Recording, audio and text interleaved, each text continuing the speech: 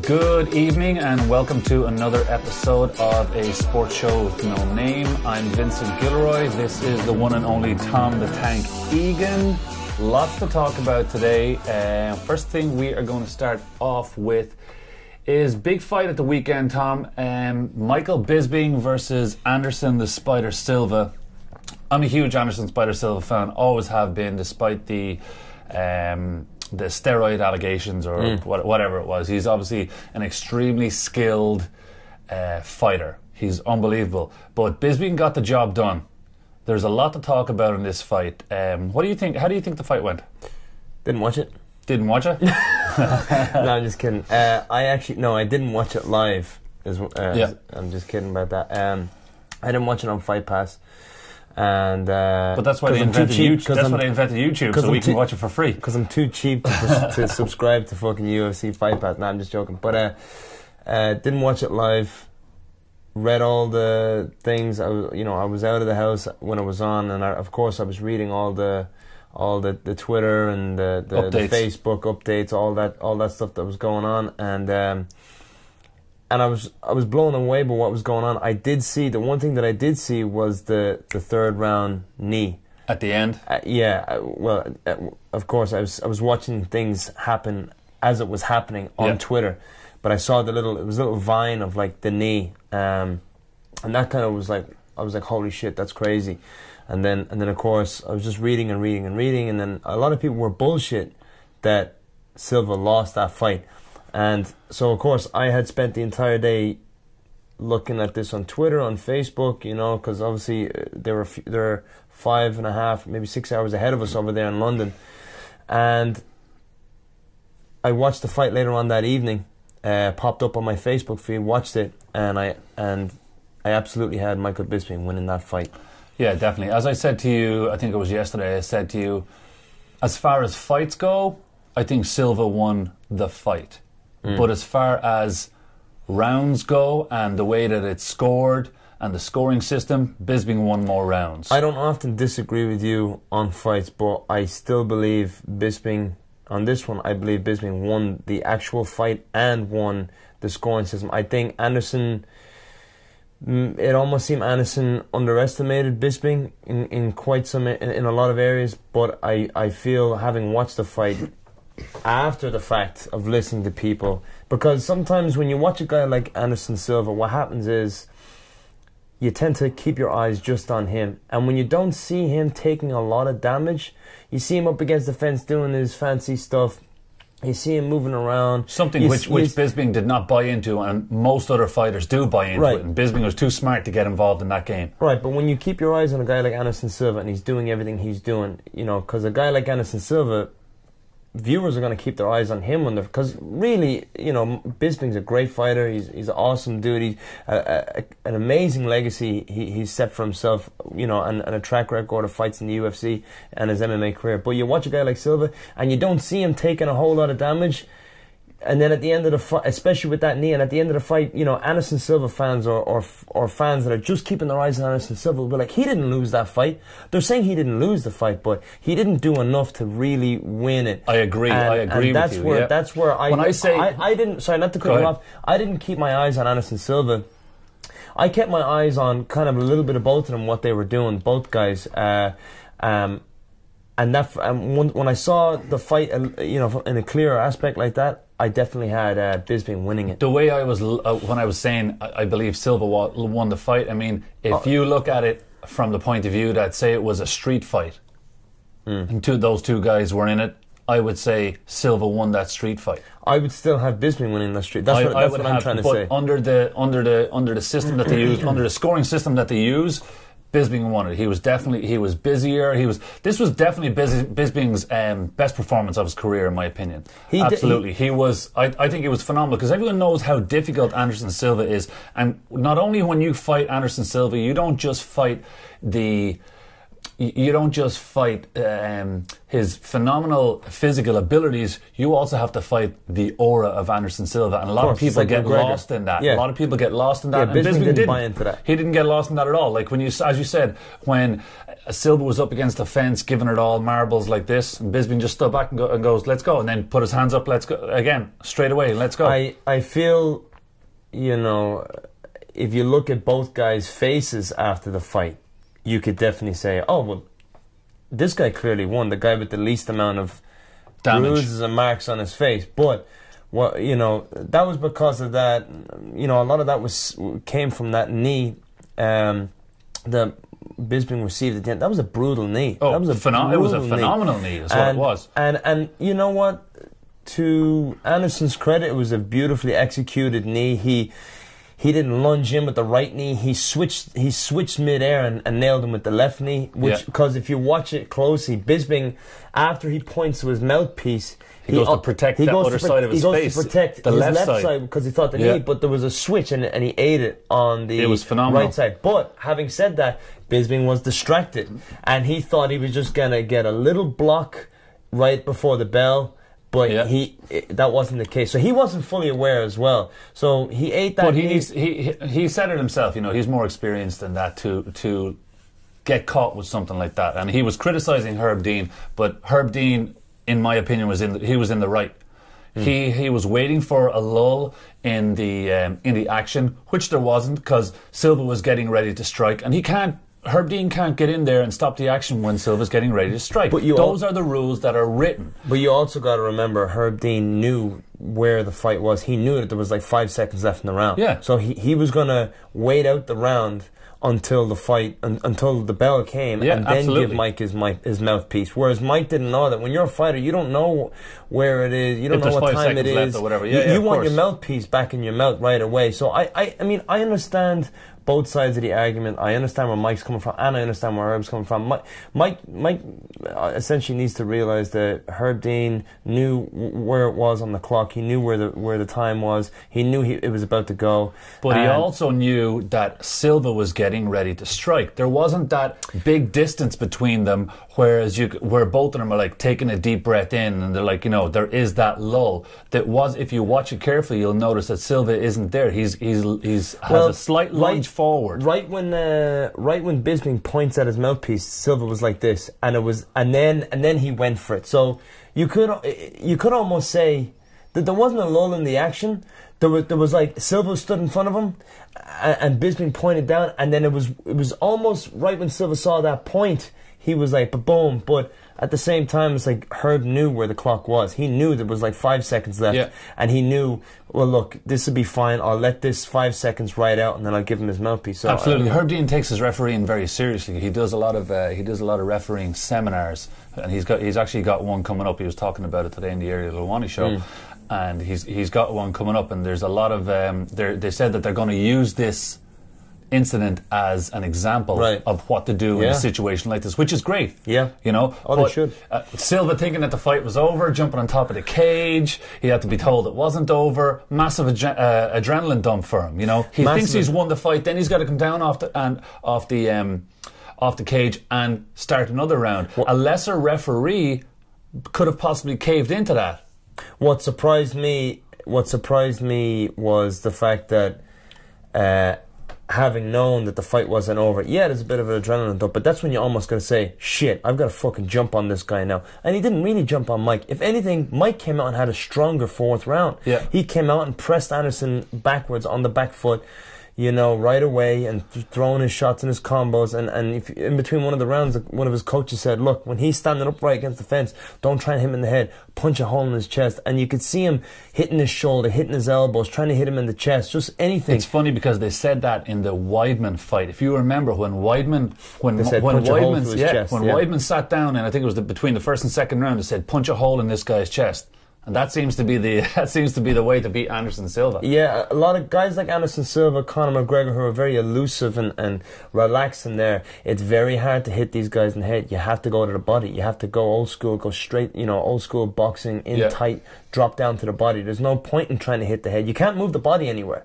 No. you can move your head all over the place, but really the body can just twist and go backwards and forwards. It's hard really to move the body. All you got to use your elbows to protect the body, you know. So it was a great win for Mike. I'm delighted for him, to be honest with you. I was actually I love Silva. Massive respect for Silva. I know a lot of guys that know him too. Big respect to all those guys. But you know, I like Michael Bisping, and I'm not gonna lie, I was kind of pulling from him for this fight. In the beginning, before the fight started, should I say, I didn't really give him much of a chance. To be honest, I definitely underestimated his ability to stay in there and take punishment. And we know he can do it. Like, I know he can do it, but I didn't think he'd be able to take as much as he did. That front kick that he took to the face. How many guys have you seen go down from that front kick from him? Randy Couture, Vito Belfort. Yeah. Like Vito? Was it? Vito. That's what I said. I would have vetoed that kick if I could have. Yeah. Unbelievable. Vito or Belfort went down from it. Randy Couture, obviously. But you know, he's been put down by one of those kicks. Just to interject on what you're saying there about how, you know, not giving Michael Bisping a chance, and I feel like a lot of people did that. But if you look at the people that he's fought in the past, he's fought a lot of tough motherfuckers. Brian Stan. Brian Stan, Chael Sonnen. Chael Sonnen said that he has never been hit as hard by anybody as he was being hit by Michael Bisping, which is a strange kind of thing to say because Bisping does not have a lot of knockouts on his record. I think Bisping, you could almost say Bisping won that fight, but they gave it to Chael because they wanted to build up that second Anderson fight because it was close. I gave it, he fought Vanderlei Silva when he first came to the UFC, double-legged him to death. Did he win that fight? I believe so. And then he also fought Sugar Rashad Evans when Rashad Evans was coming up. He's fought a ton of tough he's not guys. a guy that turns down fights. No, he's an anywhere, anytime kind of guy. And you know, he'll come at you. He's tough, man. So I'm happy for him. Yeah, delighted for him. So apparently he is going to be the next in line for the shot at the 185. So he's going at the belt. So it'll be him versus Rockhold.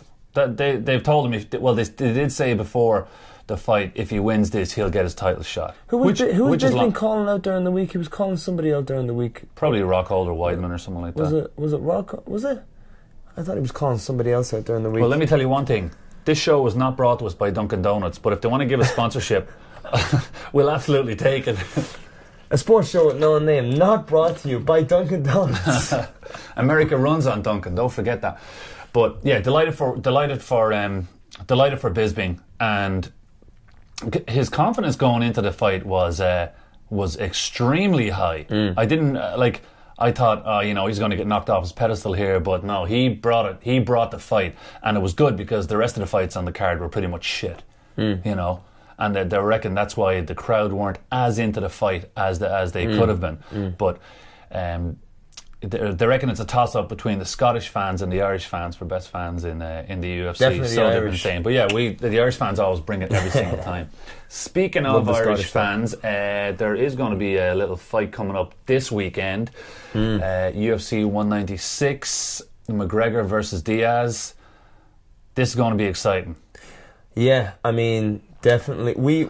I think when we were talking about this last week, you know, we talked about we had just recorded our last episode right when they were trying to figure out who McGregor was going to fight. Dos Anjos had just pulled out.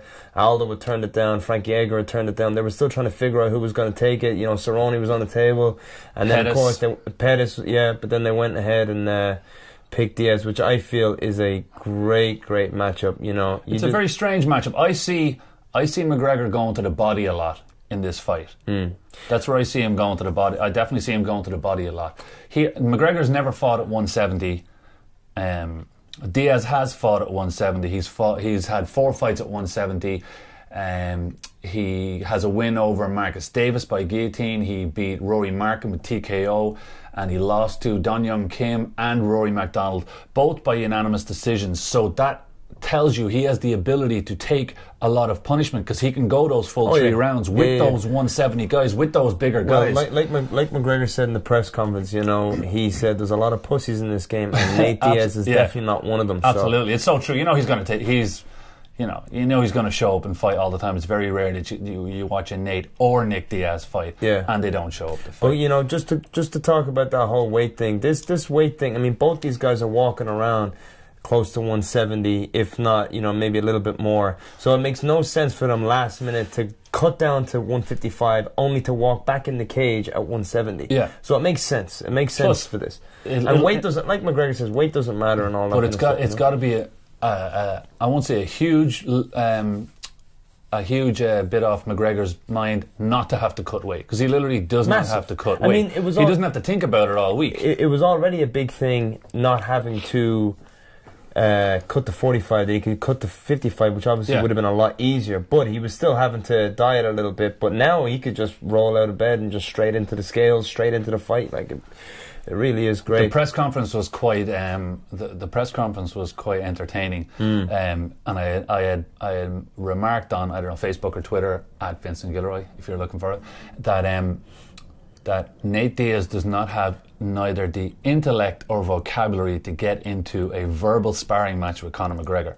McGregor was just destroying him. All that Diaz was just saying was like, fuck you, steroids, and all. Like, I mean, it was unbelievable. honestly, I kind of liked Diaz's approach to the press conference, because, you know, I mean, it's very hard to beat someone like Conor McGregor in a verbal war. Well, you're not going to. The only person that I think that could match him, I'm not even going to say beat him, is his predecessor, the previous king of trash talk, Chael Sonnen, because Chael Sonnen is a highly intelligent person. Right. And if you want to beat a guy like Conor McGregor in a verbal sparring match, you need to have a lot of intellect. Yeah, and you need to be sharp. Diaz really doesn't have that. We all kind of knew that Diaz was not going to come in and try and pick Conor apart, say what time he works out and done all this kind of research. Diaz was literally just going to come in, flip him off, say fuck you, and tell him he's on steroids, which I kind of love, because McGregor Diaz was like, everyone's on steroids and he's on steroids, and McGregor's like, don't put my name next to steroids, that's not good. He goes, what about your teammates, this guy, what do you got to say about that? And he just goes, you're on steroids. He had nothing else to say. It was comeback. Perfect. But it was perfect. Like, if you almost got to look at it like that. It was trying to fight McGregor on something like that. You don't go to his game. You don't fall into you don't go detail for detail.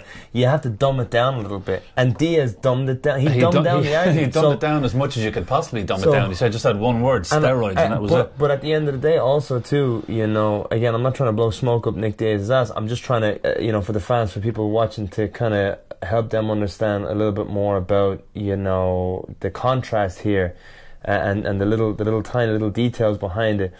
You're not going to go detail for detail, toe-to-toe with Conor, word for word. But if you can dumb it down a little bit, you know, it makes for a perfect match, because how are you supposed to argue with someone who's not going to argue back with you? Yeah, you can't. You can't. So there's nothing you can say. So he's doing a perfect job. He's saving himself energy, and he said it in his post-fight interview with Joe Rogan, one of the greatest post-fight interviews I've ever seen in my life, when he was like, talking on the mic, he's like, you know, McGregor, calling out McGregor, saying, look, you know, you've already got the other guys punked out in the press conference, you know. He goes, you know where the real fight is. I'm not going to get punked out. And he's not getting punked out. Yeah. You know, I will say this, though, whether he's in there for the check or he's in there for both, for the fight and for the check, is something that I'm actually interested in, because it would be, I mean, I hope he doesn't come in and just get slayed. Not get slayed, but I hope he doesn't come in, put on a good first round, and then just say fuck it in the second or the third or something. I hope he comes out and actually tries to.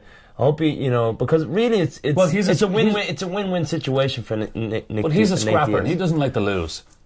You know? Yeah, but you know, something last minute like this and up against a guy like McGregor, you could probably say halfway through the fight, you could just say, you know what, fuck it. You know, I'll just do what I can do and see what happens. But he did beat Michael Johnson in his last fight, and I thought that was quite the upset, because Michael Johnson was on a roll, and Michael Johnson's a very, very tricky fighter. But Diaz found a way to get it done. That very unorthodox boxing method that the Diaz brothers use. But then again, you know, you had a camp for that. It was someone who was supposedly on his level, you know, like, I mean, realistically, everybody's on your level. You just got to believe it like that, and that's why McGregor does so well. But if he can come in against McGregor and understand that he's on that level, that he can be on that level, and I just hope he comes in with fight. He's going to leave with a paycheck. That's guaranteed. He's guaranteed leaving with a paycheck. But I hope he comes in with some fight, because it would be nice to see him actually put a show on, you know, because... But is he going? But the question is he going to leave with a ring as badass as this ring right here? Have a look at that thing. Don't touch it. Show the fans that thing. Yeah, there you go. Boom. But, yeah, it'll be interesting. I just hope he comes to fight. Yeah, as I said, I think McGregor is going to go to the body a lot, and I say that because he has already made comments on. He says, I think he's soft in the body, and if you remember, McGregor's post weigh-in interview with Joe Rogan when he fought Jose Aldo, he said, I see his facial structure, and I don't think his face has the ability to take the punches that are coming, and look exactly what happened. So now he's talking about Diaz in the body. So for that reason, I think he's going to go to the body a lot. And from what I remember, he'd be right to do that, because the range that Diaz has to throw with his hands, you'd need to kind of get under and get inside and throw to the body. I haven't spoke to Conor recently, but you know, he definitely needs to utilize his kicks, because it's something that Diaz will not be so familiar with. And when I say that, I mean it like, you know, you never want to play into somebody's game. You know, this is mixed martial arts. It's got many tools in the bag. You don't want to go, you know, toe to toe on the feet. You want to go where they're weak. And you know, I feel Diaz is weakest when it comes to kicking. He hasn't really had anybody in his career that has come at him as unorthodox. He is very flat-footed. He's very flat-footed, but he hasn't. He plods forward a lot. He hasn't come across anybody in his career that is as good at unorthodox kicks. You know, and we talked about this on our last episode about that sport karate style, that sport karate bounce. Conor would definitely need to utilize that. Attack the legs and attack the body. I'd say would be the two keys for this fight for McGregor. I see McGregor throwing one of those capoeira style spinning head kicks, spinning heel kicks. I see him throwing those because I know he wants to. He is dying to get one of those off. He'd want to not put his hand on the floor when he does it, though, because Diaz is tall. He'd want to stay upright, almost like karate style, taekwondo style, and spin and aim high. Because even to clear the gloves, clear the hands, when you know, because McGregor definitely has given up an inch or two, I believe, in this. In height, like 3 inches, I believe. 3 inches of height and some reach. So if he goes for a spinning kick, he'd want to do it upright and not be putting his hand on the floor like in capoeira to give up that distance. What do you think the over/under on the Stockton slap is?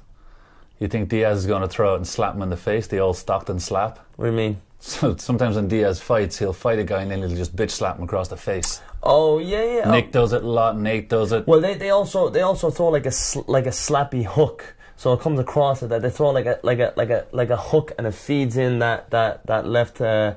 If you'll notice in the Michael Johnson fight, he threw a couple of Stockton slaps. Yeah. Just when they get their confidence up, they throw those Stockton slaps in there just to let you know. Maybe he will, but you know, I definitely feel that McGregor, as good as he is with his hands, I'm just saying with the reach advantage that Diaz has, with the height advantage, and obviously as scrappy and as comfortable he is with throwing his hands, I would definitely advise McGregor to attack the legs with some unorthodox kicks, those nice shuffle side kicks, attack the body with some straight snappy front kicks, and work those spin kicks, because you got to remember too, McGregor being a lefty and Diaz being a lefty, McGregor's spinning round kick, or spinning back kick, straight to the body would be beautiful, but also a spinning hook kick to the head. Spinning hook kicks to the head work perfectly on someone who's in the same stance as you, because it's going to come across like your chin's buried into this shoulder. It's going to come across this way where you're a little bit more exposed, whereas when you're in the opposite stance, orthodox versus lefty, that spinning hook kick is now the guy can kind of hide underneath the shoulder. So I feel like that's a kick that Conor could use to and if he chooses to throw it, but who knows, I have a feeling that might turn into like a hands-on, just straight up slugfest. Who knows? We'll see what happens. It should be interesting. All right, do you have a prediction? Well, you cannot doubt Conor McGregor after his whole career. You cannot doubt him. I mean, I don't know where to call it. I really can't call it, but you just can't. All I'll say is you can't doubt McGregor. No, I'm going to say McGregor close to the end of round 2. That's what I reckon. McGregor close to the end of round 2. TKO. Yeah, that's what I reckon.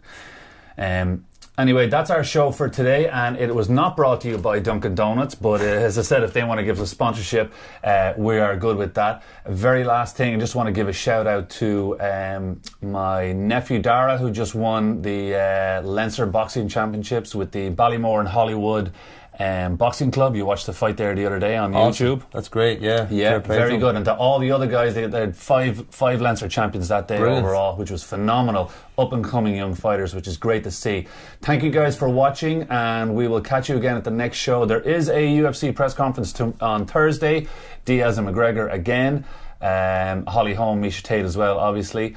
Check that out. That'll be on UFC.com. Everyone's forgotten about Holly Holm. Yeah, well, that's because the big fight is McGregor Diaz. But thank you guys for watching, and we will see you next time. Peace.